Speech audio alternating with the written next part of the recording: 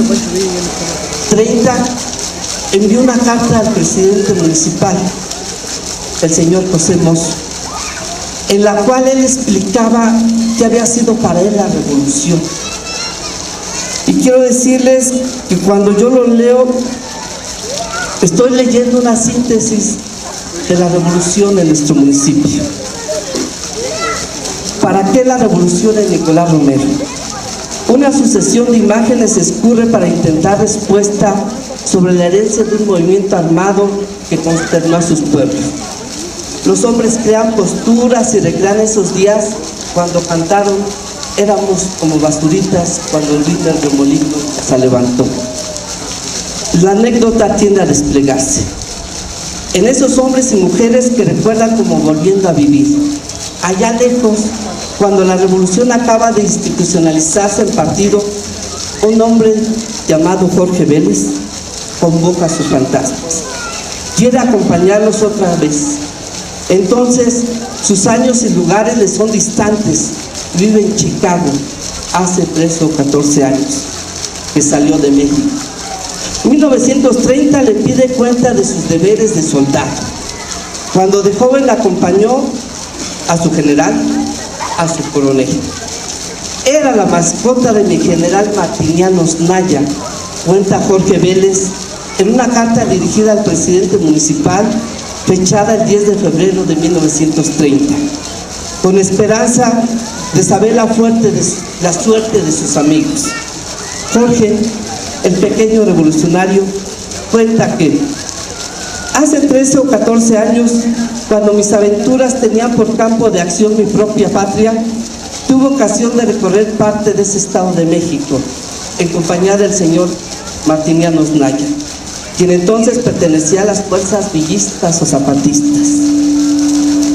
En ese tiempo era yo un muchacho de 14, 15 años, y encontré muy divertido el hecho de pertenecer a alguno de los pactos que en aquellos días recorrían la República, cada uno pensando que su causa era la justa.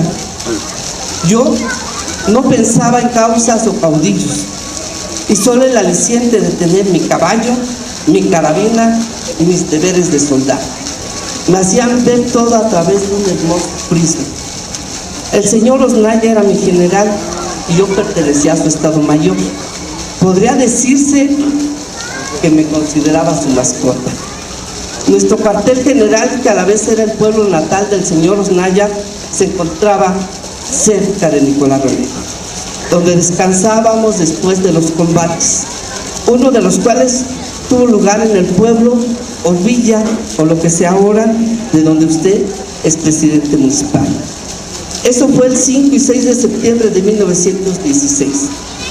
Otro tuvo lugar en el Cerro del Pedregal, la Fábrica de la Colmena, el Cerro del Chivo, el Puerto de Chivos y otros nombres que escapan a mi memoria. Con nosotros andaba de coronel un señor de nombre Teodoro, creo que Valdés, el apellido es García, originario de San Miguelila. Los hermanos Rafael y Lorenzo Valadez, de la hacienda de Jalpa.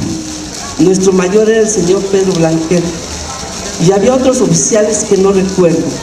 El general y el coronel fueron para mí tan buenos y considerados que toda mi vida los he recordado con gratitud. Mi carrera militar fue corta, pues cuando el presidente Lagos Cházaro salió de Toluca hacia el norte, mi general y su gente se fueron con él para rendirse en San Luis Potosí junto con el general Andrés Pérez, quien se había hecho cargo de nosotros también. Cuando ellos se fueron al norte, yo me regresé a México, Distrito Federal, donde volví a ver al general después de rendido. Por fuentes que no sé hasta dónde, qué grado de dignidad, de crédito tengan, he sabido que tanto el general como el coronel han muerto. Y aunque muchos años han pasado desde que anduvimos juntos, la noticia de saberlos muertos me ha impresionado. Por ese motivo, me he permitido dirigirme a usted para suplicarle que con las influencias que sin duda usted tiene en esta región, se sirva a informarse del paradero de esas dos personas.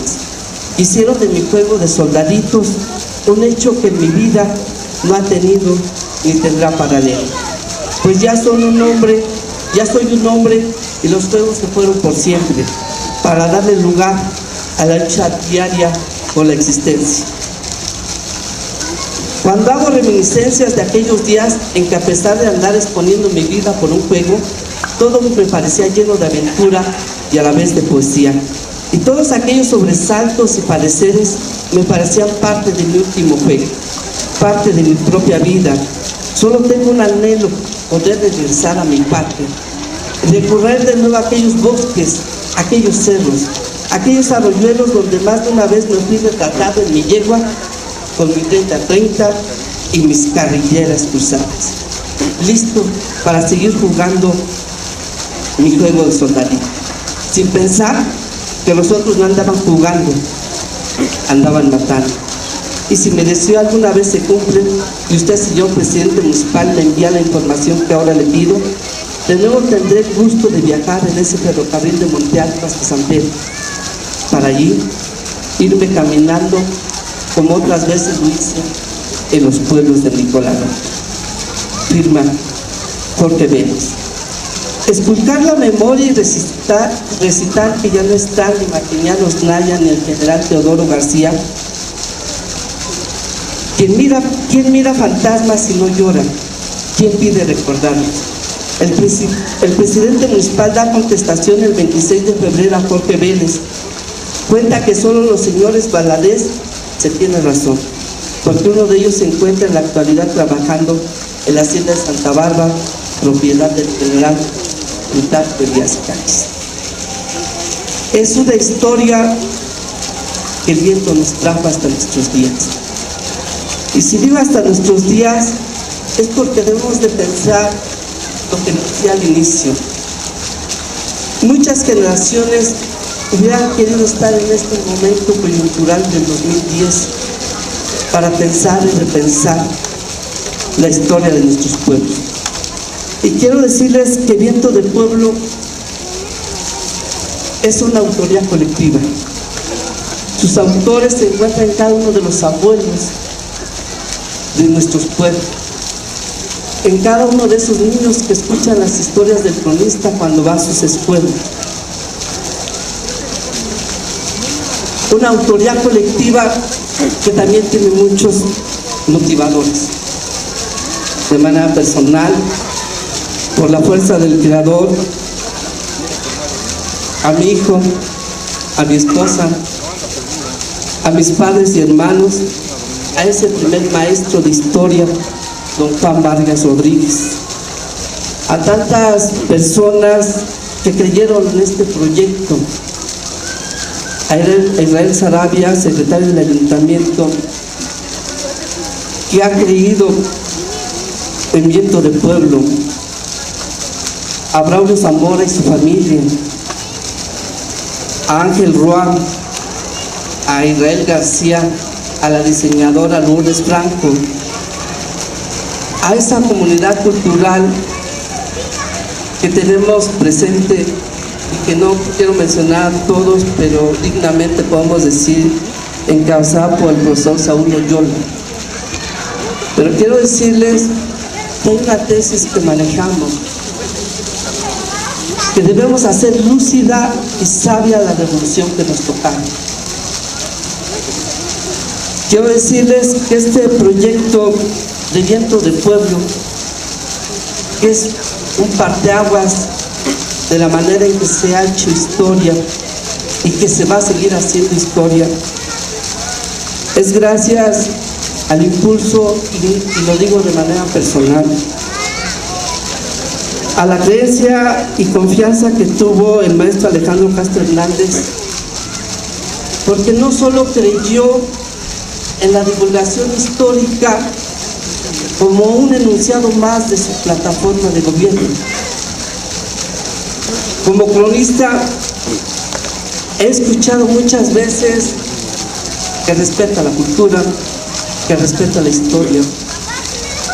Por eso hoy lo digo, y como cronista y como universitario, cumple sus 100 años, reconozco a esa persona que creyó que podemos hacer una historia diferente, una historia argumentada, fincada en el saber, y que ha dado la oportunidad no solo de indagar en esos archivos particulares de nuestros pueblos, que para él no ha sido tiempo silenciado el que la crónica esté rescatando documentos del Archivo General, del Archivo Histórico del Estado de México, que tengamos que ir a donde tengamos que ir, que hay la confianza, porque al final de cuentas encabeza un ayuntamiento llamado a hacer historia.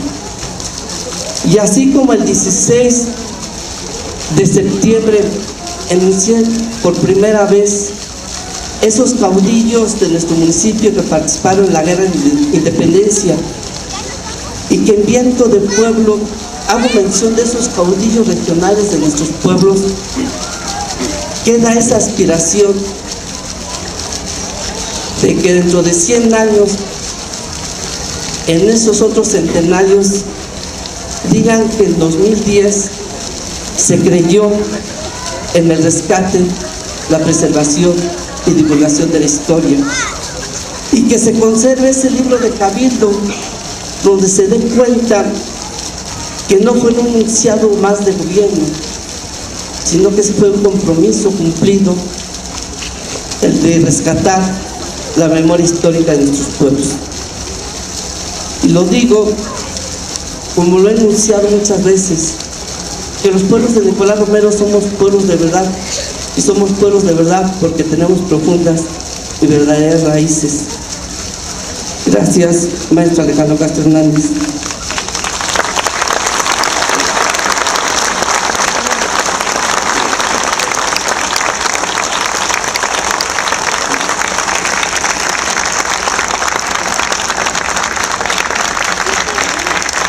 Gracias, honorable Cabildo, por creer en la historia de Nicolás Romero. Gracias.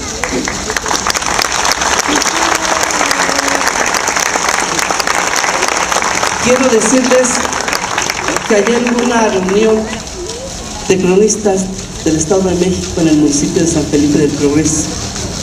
Está presente aquí nuestro presidente académico de la Asociación Mexicana de Cronistas, y quiero decirle a nuestro presidente de los cronistas del Estado que le puede decir a los compañeros que da fe de que Nicolás Romero se cree y se construye la historia de nuestro municipio.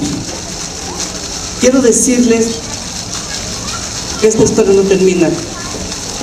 Quiero decirles que hay un esfuerzo colectivo, así como hay una autoría, hay un llamado a que todos seamos cronistas de Nicolás Romero. Tenemos aquí un documento muy importante, es un libro de administración del ferrocarril de Monte Alto de 1902, que trajo nuestro director de desarrollo urbano, el señor Ángel Roa, y es precisamente para denunciar que todos nos podemos sumar al rescate, preservación y divulgación de la historia de los pueblos de Nicolás Romero. Gracias por este cielo, por este espacio, gracias al Creador y gracias, pueblo de Nicolás Romero.